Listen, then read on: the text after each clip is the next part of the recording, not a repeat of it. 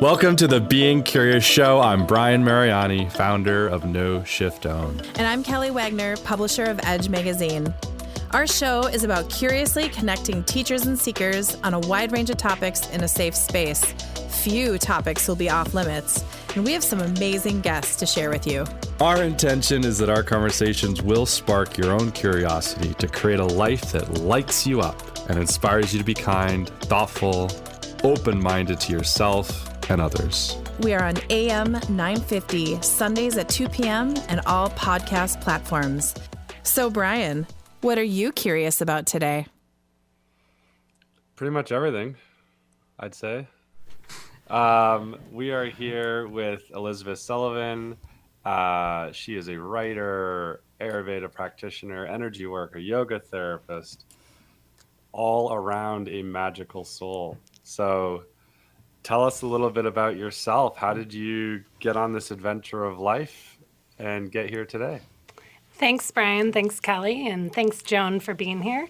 I really ended up diving into the self-healing practices because I got curious about my own body and how it was presenting in this lifetime.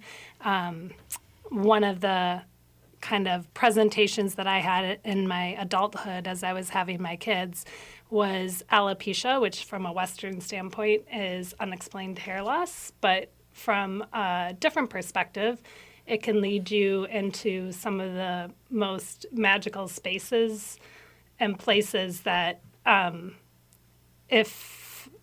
I became willing to do my own self-healing work and journey, drew out more of my authenticity and abilities. Wow. How's that for a succinct answer? I love it. I don't even know where to go There's so after much more that. to go there. Well, and I want to let everybody know, again, we're on AM 950, the progressive voice of Minnesota. And we interviewed Joan earlier in the day. So as everyone knows, we pre-record our shows until we're ready to go live, which is coming down the pipeline. And Joan was walking out the door and we're like, Joan, stay to play with Elizabeth. So I'm here to play. Yes, I invite you to just be curious and pipe in. And don't give me permission. We are Curiosity is my jam. We are giving Mine you too. permission. So, and we are delighted that Joan said yes to our invitation. And by the way, Brian, we all are wearing the same pair of shoes. Like, you can't make that way. up. We are all wearing the same shoes. That's Different what finally colors. decided that I was going to stay Yes, because that's how I you had look. the matching shoes, so I had to stay. Different colors. Okay, we're a little different. You can't make that up, though. You guys are May sisters, spring sisters. And we're not That's mowing awesome. our lawns either. No, I got No. a lot of dandelions. Yep. Yay! And I have Save a the really good friend dandelions. who is all about the dandelions. Yeah, you know what? It's easy. That would be a good T-shirt. Oh, yeah. Right? Yeah. Her name's Susan Weibel. She does a lot of products that are made from scratch that are in different local stores in the Minnesota area. Very cool. Give a call out to her. Say hello. Give her a little. So, Susan, you're doing amazing work and keep it up. And yeah, if you're looking for natural deodorants or sunscreen this summer or spring, you can find her products in many local stores. And I wish I knew the names of some of them at this moment, but I'll get back to you and you can post it.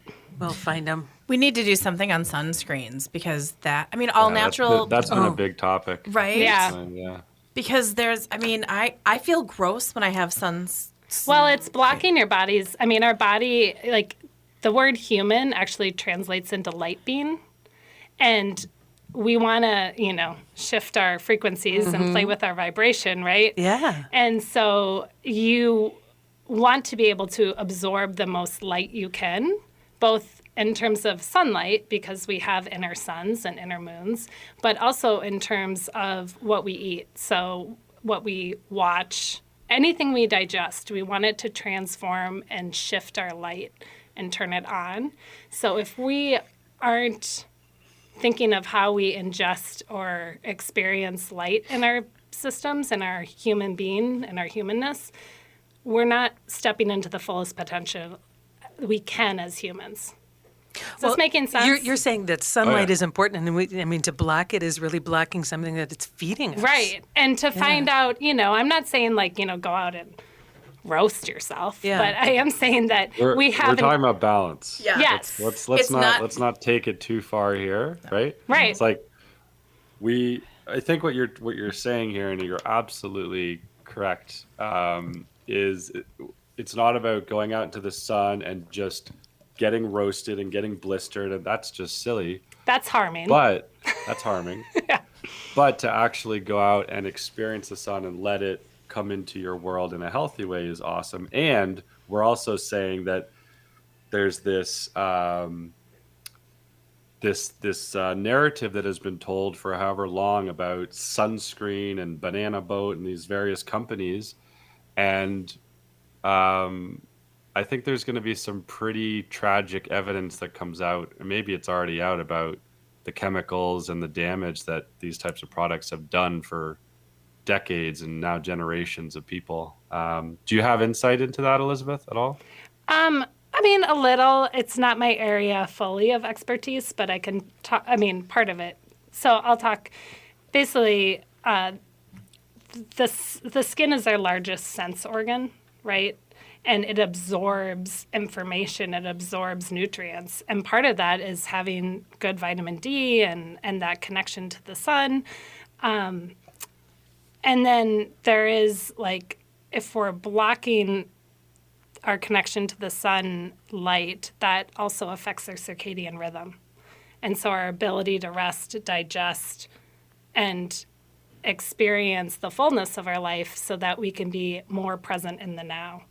The ingredients in some of the sunscreen, you definitely want to be reading labels of anything you're going to put into your body, no matter what it is. And, I know I had another colleague who worked on sunscreen stuff, and there was a lot of nanotechnology going into it and other things that it's not the best thing for us. So if we're going to use sunscreen, I think, figure out what's in it, and the more closer to ingredients your body can digest, the better, because we have a metabolism that we need to honor, and then consciously take some time in the sun and feel what is the right amount of time for you each day, because that helps set up your rhythm of waking, resting, sleeping. That is so necessary for good energy. Elizabeth, what do you think about there's so many kind of basic products that a lot of people use every day, like let's say sunscreen, body wash or lotion, detergents, dryer sheets, Hairspray, bug spray.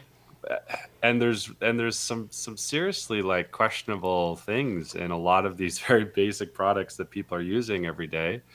Do you have, is part of your agenda to educate people on, products or things in their home, or do you work kind of more just in the energetic and, what field are you working in mostly? Because you dabble in a lot of different modalities. Sure, yeah. So a few things on what you're asking me here, Brian and Kelly, and Joan, feel free to weigh in on this, but everything has consciousness in a vibratory state.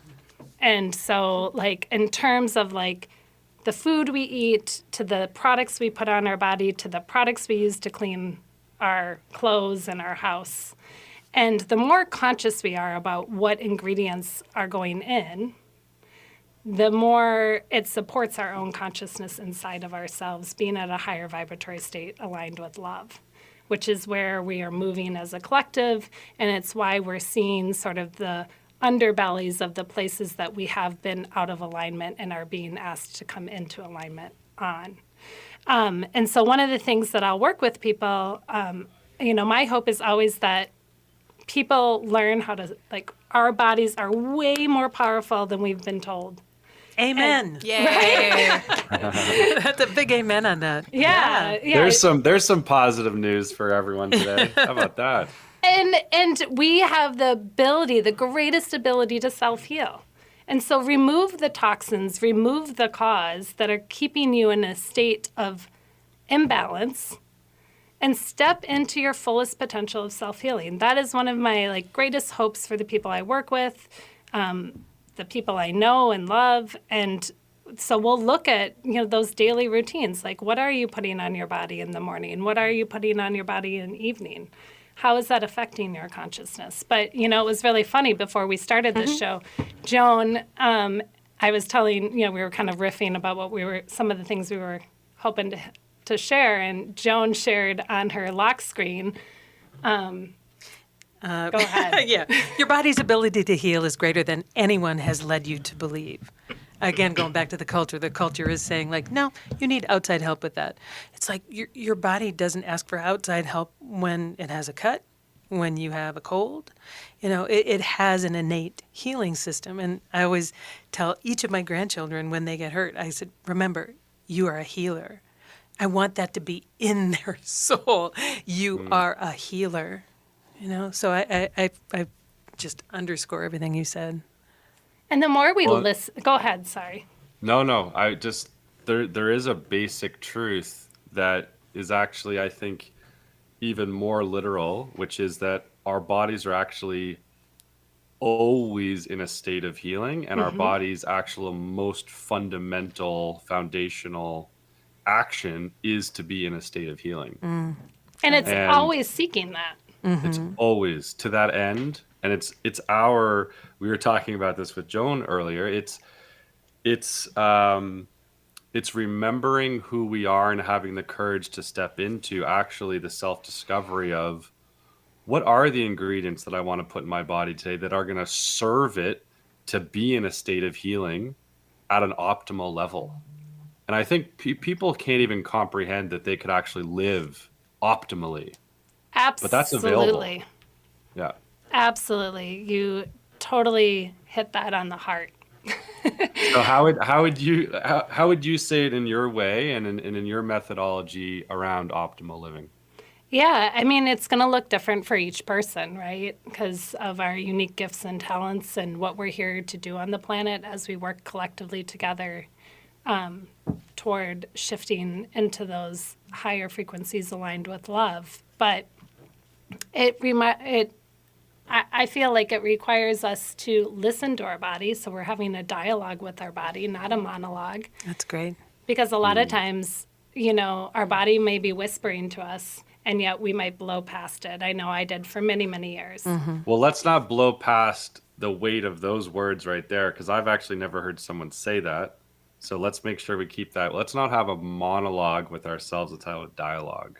That was beautifully said. Brian's taking Love notes. That. Yeah.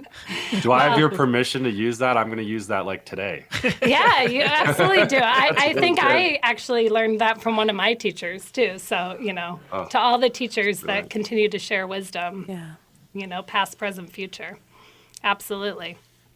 So, share. people are always looking, Elizabeth, people love numbers and they love ratings and all those types of things. So do you have a top 3 daily practice that if people stepped into and it felt right for them, that you could say, hey, try this out, see if it works for you? Because you come in with so many different modalities. Mm-hmm. So it's really, and I'm very curious on what your top 3 is. You're giving me a challenge here because so often it's like, what's the just right stimulus for the person before me that is going to get them going, right, on their self-healing journey. And obviously, don't take my words for it. I want people to have their own direct experience. That's brilliant. I mean, yeah. But here's the world the deal, is so right, dogmatic. Elizabeth? You never know who's out in the audience today that's going to resonate with what you say. All right. And if that opens the door to them, I'll give you 3. One is pay attention to the state you go to bed in. It often has an echo in how you rise. Yeah? Yeah, give us an example of that. So if I'm going to bed and I have some unresolved anger and I don't take a moment to energetically clear that or emotionally clear that, I'll wake up with kind of like a heavier resonance. So what does that look like, the emotional clearing, the energetic clearing? I might ask I'll say something like, I'll ask my higher self and my optimal spirit guides aligned with my highest good truth and source to show me how I can optimally release that feeling and understand it so that I'm not just suppressing the emotion back into my tissues, because the issues live in our tissues, but I am digesting it. And then using the sleep period, if we go to bed by 10, we have a second digestion that happens that actually helps cleanse the tissues and the organs and our mental field. So that would be my second tip. That's beautiful. We've got number one, and we're going to come back with at least a couple more. But I love what you said there. It's really about being conscious, having a conversation. So we will be right back. This is Being Curious with Brian and Kelly, AM 950, the progressive voice of Minnesota.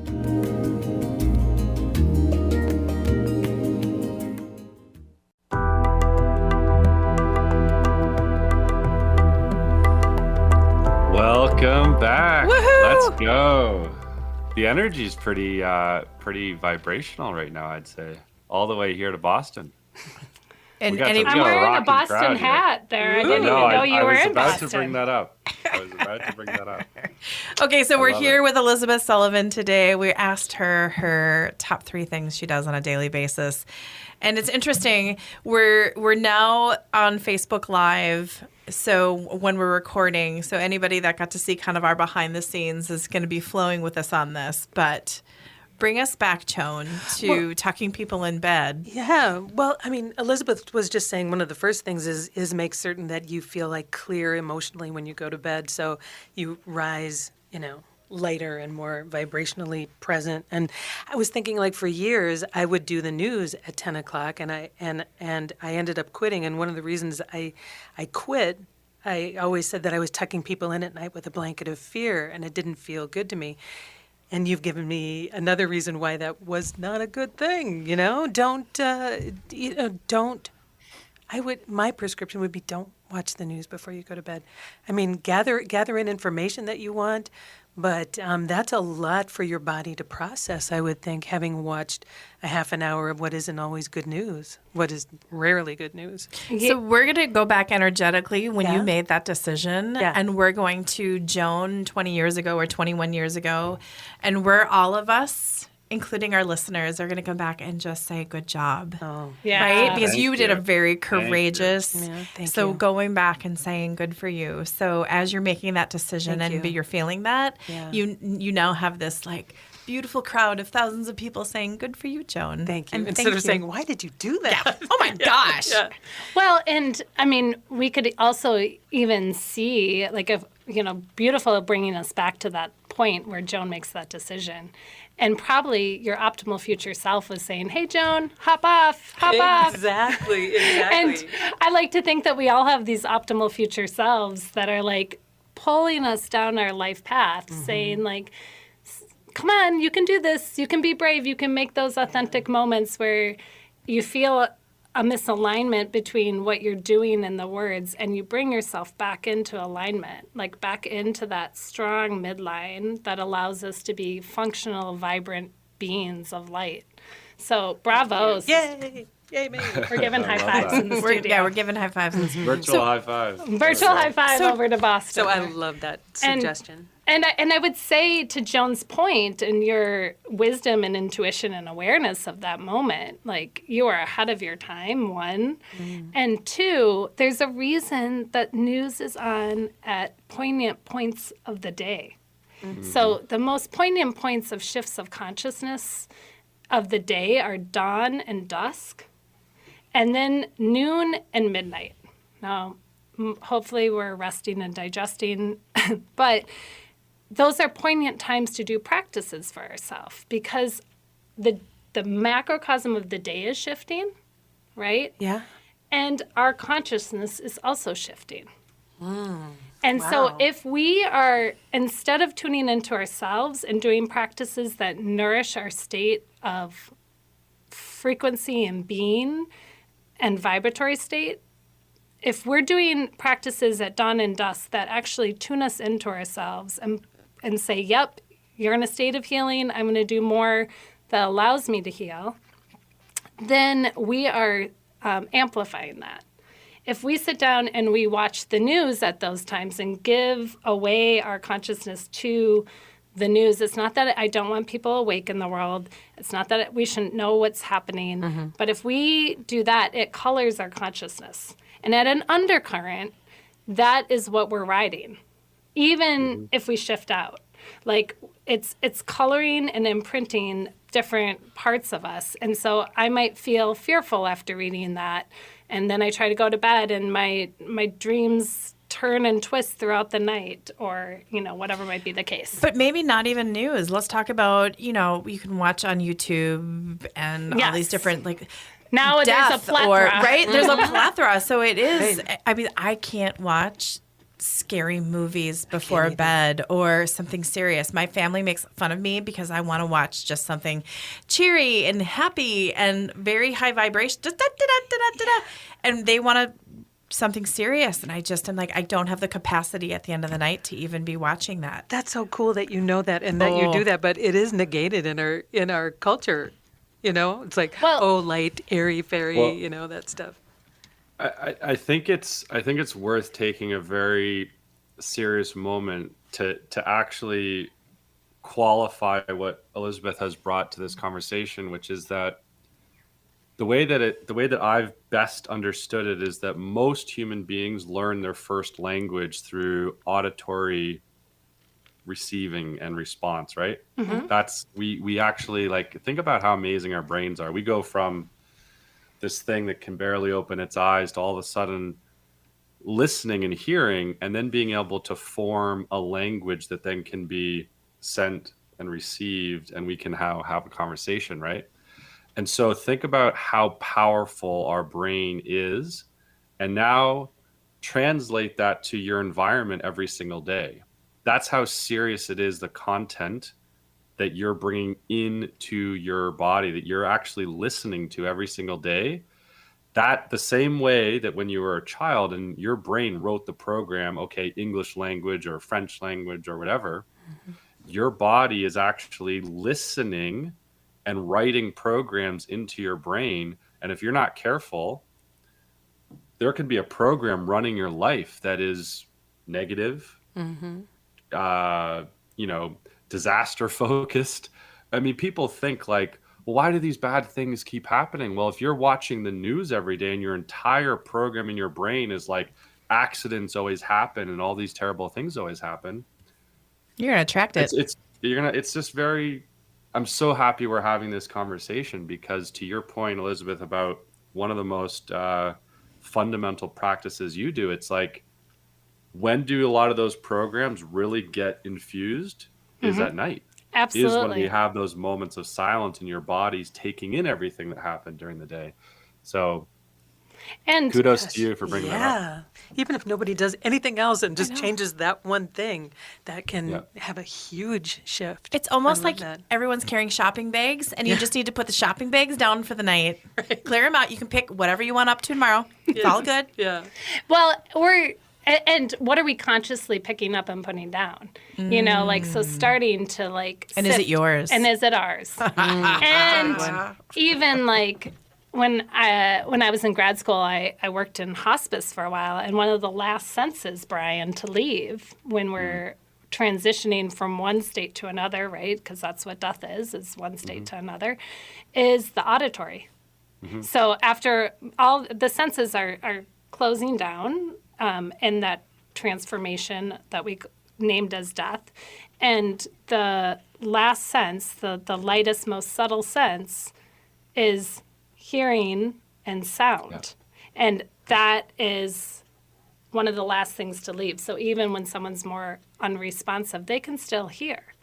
And the vibration of our sound, whether it's music, voice, I don't know, sounds of nature, you know, matter. So think about how many people sleep with the TV on. And what's that really about? Yeah. I had a niece who I used think to it's sleep distraction. Yeah. And what I are we think trying people- to distract ourselves from? Like, this is from where I from get finding out who we really are. right. I get so curious about ding. this. Like, often, we. So I tend to see people who have like tried lots of things out, and then they come and see me, right? And part of it is like. Part of You just said the room just got full. I'm just like, woo! sorry, Kelly. So by the no, it's way, a good for thing. people who aren't watching or aren't in the know, Kelly sees very real things and energetics and spirits. So when she does that, it's because she's actually seeing these angels and guides. And I'm used to it because it happens literally every time we talk. But just so that people know what's happening. Right. That's what's So happening. Kelly just like her hands went pop, pop, pop, pop, pop, pop like fireworks. Sorry to interrupt, but the stadium seating got in the way. Fair enough. Fair enough. I mean, I see, feel, hear, so I get it. But you see a lot. So, let me go back. Let me Sorry, retrace. I was like, let me totally. You had retrace. flow going, and it was beautiful. And then I was like, ooh, ooh, ooh, ooh, squirrel moment, squirrel. Okay. Let me see if I can pull the squirrel Look a bird. back. What? Oh, she just said squirrel. The name of my company is Look a Bird. It's like, please, God, help me to focus. Look, a bird. I love it.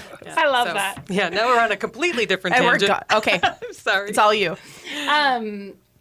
So I was starting to say that a lot of times people come to see me after they have tried many different things out. And what I get curious about I can trace back where we were, people sleeping with TVs on and what they're distracted about their own brilliance and finding out their authenticity because we have to follow. I mean, part of what yoga and Ayurveda and energy work helps us do is to trace moment by moment so you can retrace moment by moment and clean up what you need to clean up. Wow. So here we are, and people will come, and they're often running from their own unconscious and or conscious triggers and traumas. And so here, what if we took those triggers and traumas that have happened to us that we might have great shame about? Feeling like, oh, that shouldn't have happened to me if I had done X or Y or, or I felt so bad or I was told never to tell someone. I mean, insert all the things that can happen with triggers and traumas. But what if we're brave enough and we believe that our body is always in a state of self-healing, to Brian's point, and that our body is more powerful than we've been led to believe, and that we can heal as individuals and as a collective without self-sacrificing our bodies? And what if those triggers and traumas are actually our treasures, are actually going to lead us back into our wholeness? And yeah, it's difficult work, and yeah, it's sometimes sticky and painful work, and it's not all rainbows and unicorns. And but what if we heal those so that when fear pops in the collective, we're not as easy to be controlled? When fear pops in the collective or within one of us, we can give ourselves a pause instead of that reactive state that often we have to clean up. Yeah. Instead of being responsive or reactive. And there's a time and a place for reaction. Mm-hmm. But often, if we want to be skillful, we want to be responsive.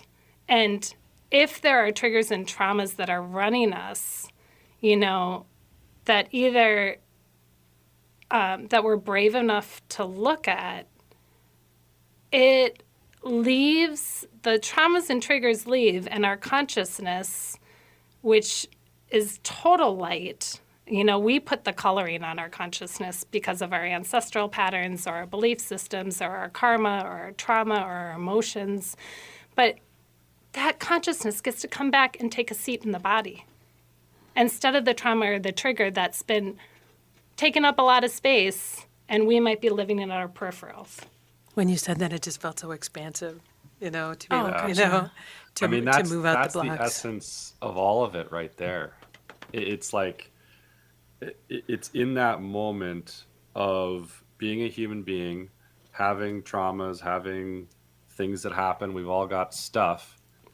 And the difference between acknowledging that you're human and those things have happened and having the courage to get into it and start to see more clearly as a result of understanding why you are the way that you are. And that takes a lot of courage. It takes a lot of courage, but what ultimately is possible is that when something triggers you, you can have a moment of choice. And if more people had that moment of choice before reacting, wow, And not only a there'd probably moment, be a lot more kindness happening. 100%, and more kindness to ourselves. Yes. Yeah. Because not only do we have more choice, but going back to the title even of your show, if we can be curious about our triggers and we can start to trace them back, we find ourselves again.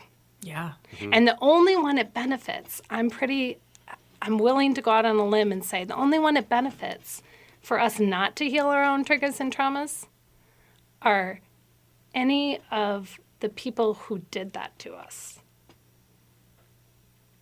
Explain that. Yeah, I got to explain that. And unfortunately, we are about to sorry. go into the second. No, but like, I'm like, okay. I'll tell you. Okay. I'm not saying anything because there's so 'Cause- much to go there. And then another thing that I want to leave us with is we've talking about being courageous. How do we help people that are living in fear become courageous, or being curious about becoming courageous? Because once you jump off that cliff, it's beautiful, but it's getting there. Okay, you guys. Ha ha! My gosh, I can't wait for the next segment. This is the Being Curious Show with Kelly and Brian, AM 950. I am the publisher of Edge Magazine, edgemagazine.net, and I am honored to be here, and I'm honored to be here with all of you. You guys, this is going to be a fun one. Talk to you soon.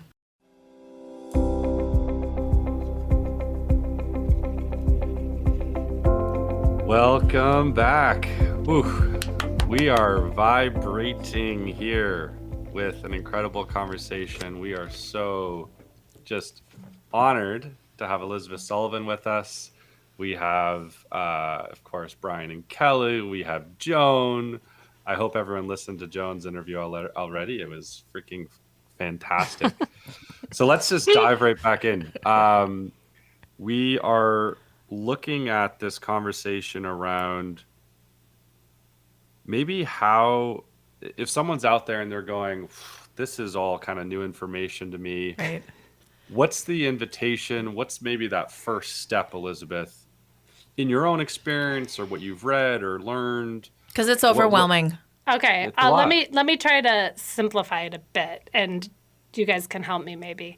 But I will say the sort of the past paradigm of the collective seems, if we wanted to stay in a state of victimhood, that kind of pulls us out of our self-healing because we're attached to that current, and it keeps a larger polarity going between victim and perpetrator. Yeah. And if we look at what's been going on the planet, is that paradigm is shifting.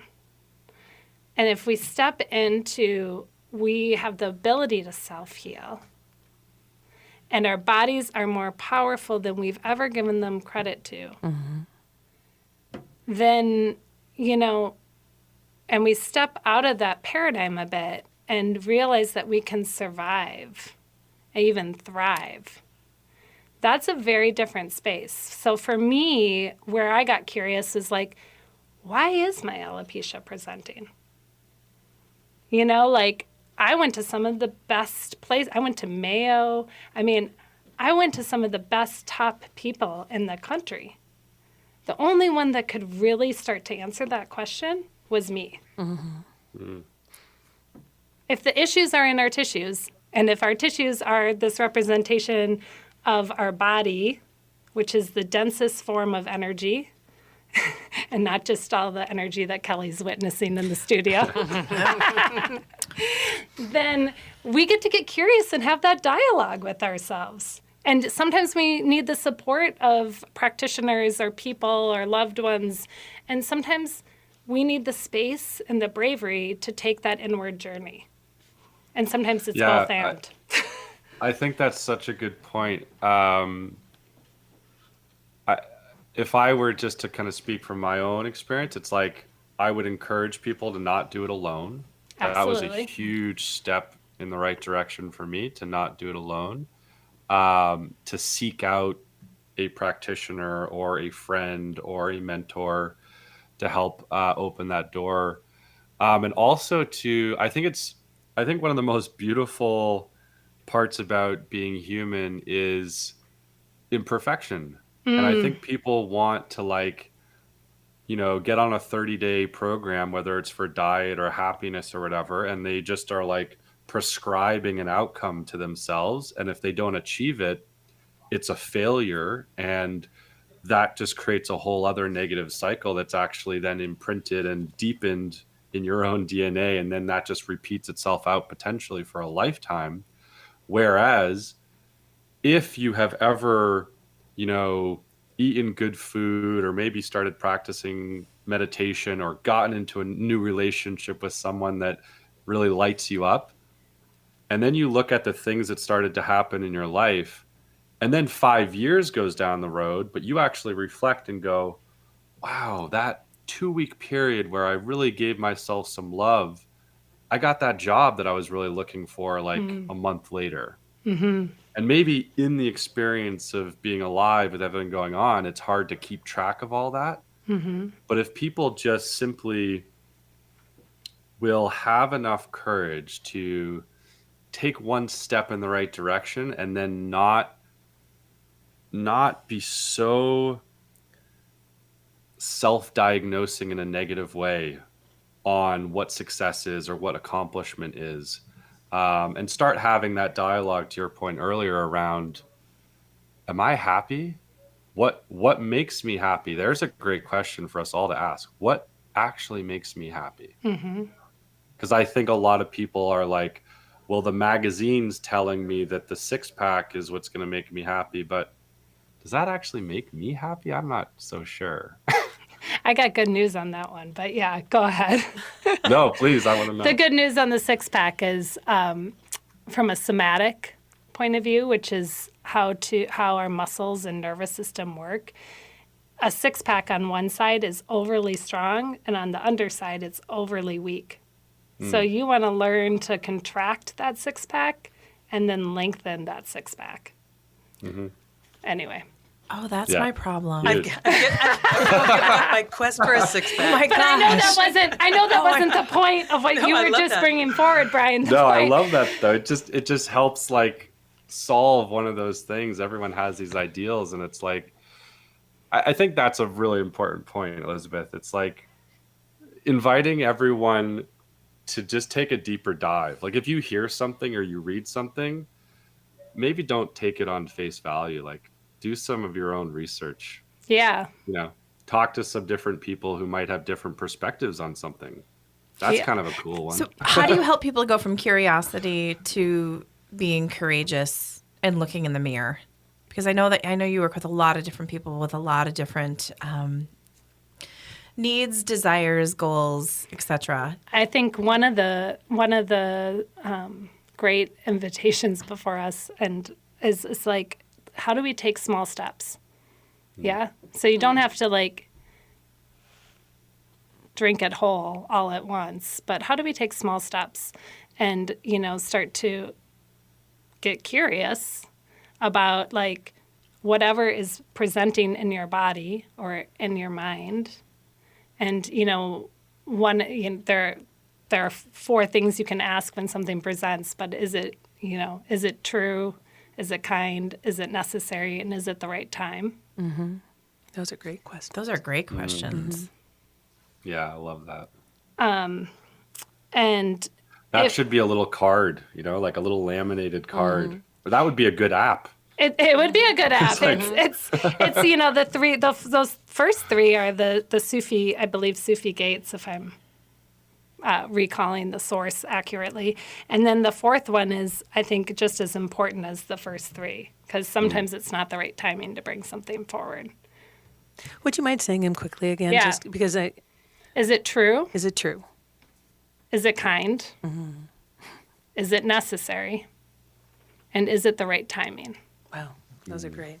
Do all four have to be answered with a yes to be able to do that, or because like, is it kind? Well, we could be some latitude with kindness, but if everything else is a yes, yes, yes, Yeah. are you pretty much like it needs to be aligned? Truth and kindness kind of are co-ingredients. Like going back to, we were talking about ingredients in our first segment, and Brian, you brought that forward again. You can make a cake with a cup of salt or a cup of sugar. The cake will look pretty similar, but it will taste very different. Yeah. Yeah. So we want the ingredients of kindness and truth to alchemize because it's less cleanup for us often. I like that. Yeah, I think there is kind of a, not to use both words again, but like a fundamental truth about kindness. Yes, culturally we could go, or I could go somewhere in the world and someone could do something to someone and I would go, whoa, that seems violent or weird or something. And it could be a total act of kindness and compassion and love. So there's some variety there, but I think in our experience of being human, almost even in the worst of cases, most people do have that ability to understand what kindness is, and comprehend, okay, that was a kind thing to do or not. And of course, we could go down the rabbit hole of psychology and things of that nature, but just on a kind of basic principle. Absolutely. And I think people feel the intent often because we are sentient beings. It's one of our superpowers. And the more we, to go back to Kelly's question of like, what's one thing you do with people? And to your point, Brian, around like the DNA pattern getting repeating and can go on for a whole lifetime, is that one of the intents, if we're cleaning our emotions from those traumas and triggers, then they're not bubbling under the surface, so they don't get triggered and we don't have such a harsh reaction to what's before us in the now moment. And sometimes, Kelly, it's easier to start with healing our ancestry than it is in our present life. Like, so if there's addiction in our ancestry, sometimes it's easier to start with some of the healing protocols and processes to heal our ancestry, and then to look at our own addiction patterns in this life. Well, that is a beautiful segue to the classes that you're going to be teaching. Yeah. Very, very, very soon. But okay, hold on. Brian wants to. No, I'm saying go there. Oh, Let's okay. rock and roll. Because I'm like, Yeah. oh my gosh, because you just like the ancestors and other lifetimes. And so tell us about some of the classes that you're going to be working on, because that is really powerful. Because sometimes when we are trying to deal with issues in this lifetime, in this vessel, we're carrying stuff that's not even ours. And it could be 14 generations back on either side. And when you start, is it 20 generations back we're all connected? 15, I believe. Excuse but me, right?